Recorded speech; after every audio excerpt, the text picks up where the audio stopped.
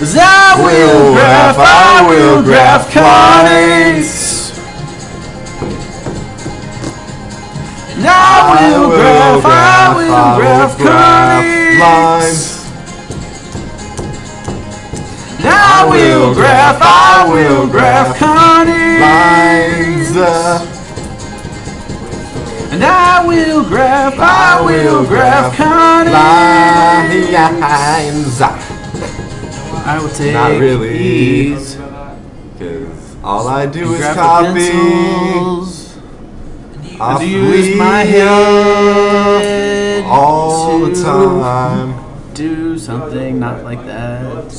I'll use ellipses And eclipses. and parabolas. And quadruplets. And I'll graph hyperbolas with values of E. And C. And I'll graph lines conics for and will you. like it. I'll graph without my calculator. Not really. Woo!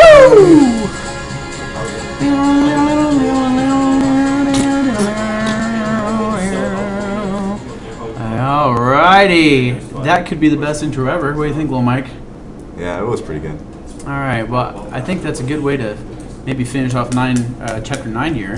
Thank God.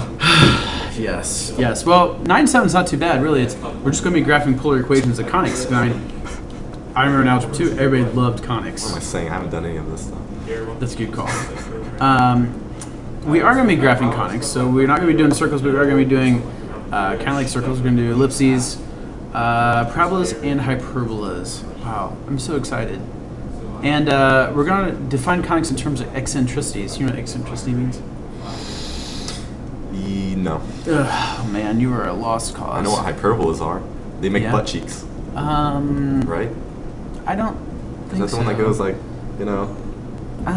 No, not really. Oh, or is that the one that makes like the O? Yeah, kind of like the inside out. If you take an ellipse and like flip it inside out. Okay, so that's not the butt cheeks. No, not the butt cheeks. So, all right. Well, let's go into our introduction here. Back in Algebra 2, you learned about some conics that had their center at your origin. So if you think about your circle, we actually talked about the circle last in 9.5. The equation for a circle is just x squared plus y squared equals r squared.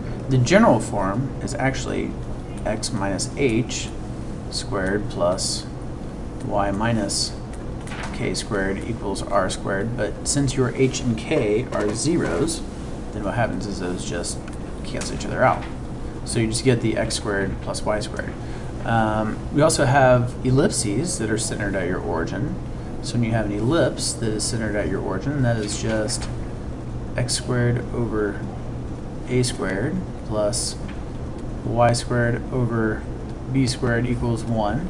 And then we've also talked about hyperbolas, and hyperbolas have the same equation as your ellipse, except you have a minus sign in here. So those are your three equations, rectangular equations for your circle, ellipse, and a hyperbola. Now, those are a pain in the rear to try to graph back in Algebra 2, and we're going to make them a little bit easier here in pre-calculus by graphing them with polar coordinates. I know, groans, but what we're going to do is we're not going to have to do as many polar coordinates as what we did back in 9.6. So the best thing to remember is when, here in 9.7, we're going to do polar equations of conics that take simple forms when one of the foci, I don't know if you remember the foci, when the foci lie at the pole. So that means they're at your 0, 0. So let's get our alternate definition of a conic. The locus of a point in the plane that moves such that its distance from a fixed point, which is called your focus, okay, your fixed point is your focus, is a constant ratio to its distance from a fixed line. Your line is called the directrix. That's how you define a conic. Now, the constant ratio is called your eccentricity. Eccentricity. That's a good word. And for your eccentricity, we denote that by the letter E. Now, if you have a conic with an E value that is between 0 and 1, then you have an ellipse. If you have a conic section that has an E that is equal to 1, you have a parabola. And when you have an E that is greater than 1, you have a hyperbola. So you have to try to think of these shapes from back in the good old days. Obviously, the circle is pretty easy to remember what it looked like, but it was just right there with your center at the origin. Okay. Unfortunately, we're not graphing any circles.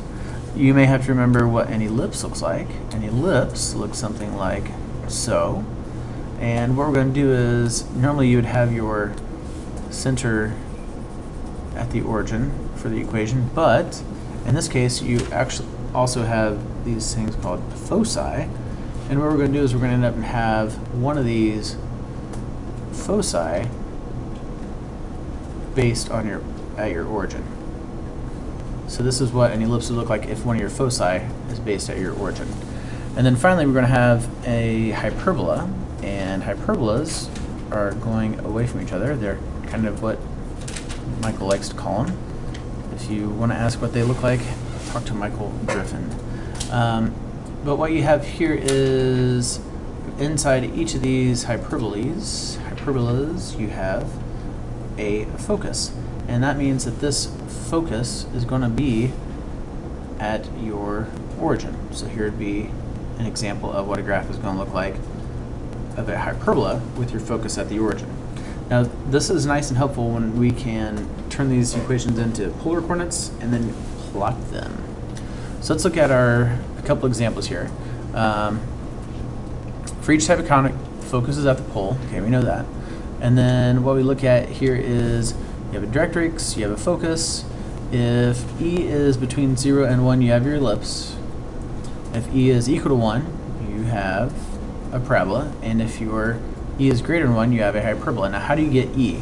Well, E is just the distance of a point to your focus. So here is P. Here's the distance of P. That is this distance right here.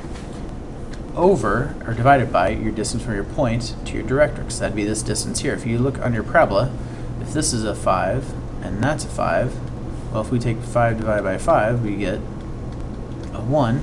That means we would have a parabola. If you look at your ellipse, and you have your distance from your point to your focus, that is on top, divided by the distance from your point to your directrix, that is on bottom. It looks like if you maybe make this a 2 and this a 3, well, 2/3 is going to be less than 1. So that's how you get an ellipse, and vice versa for your